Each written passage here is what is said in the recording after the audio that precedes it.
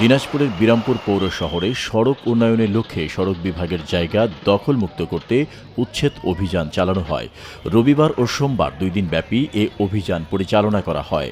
অভিযান চলাকালে নির্বাহী ম্যাজিস্ট্রেট মোহাম্মদ আশফাকুল হক চৌধুরী, দিনাজপুর সড়ক বিভাগের নির্বাহী প্রকৌশলী মোহাম্মদ আসাদুজ্জামান, উপবিভাগীয় প্রকৌশলী মোহাম্মদ আমানুল্লাহ আমান ও অন্যান্য কর্মকর্তা কর্মচারীবৃন্দ সহ সেনাবাহিনী, র্যাব, পুলিশ ও আইনশৃঙ্খলা রক্ষাকারী বাহিনীর বিপুল সংখ্যক সদস্য উপস্থিত ছিলেন।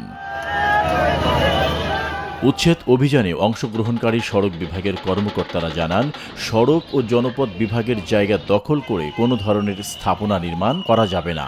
জনস্বার্থে সড়ক বিভাগের উন্নয়ন কার্যক্রম বাস্তবায়নে প্রশাসন সর্বোচ্চ কঠোর অবস্থানে থাকবে। নির্ধারিত নকশা অনুযায়ী কাজ বাস্তবায়নে কোনো বাধা বরদাস্ত করা হবে না।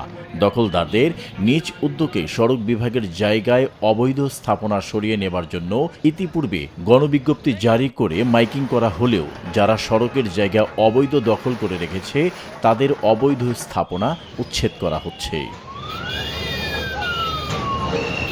তারা আরও জানান, সড়ক বিভাগের রেকর্ড অনুযায়ী সীমানা নির্ধারণ করা হয়েছে। অবৈধ দখল চিহ্নিত করে উচ্ছেদ অভিযান চালানো হচ্ছে।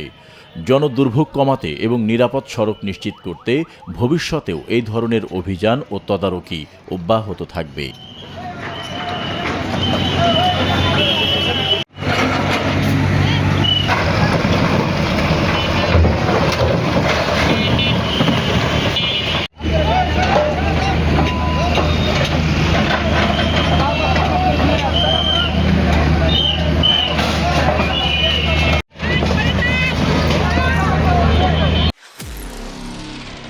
নিরপেক্ষ, সত্য প্রকাশে আপোষহীন।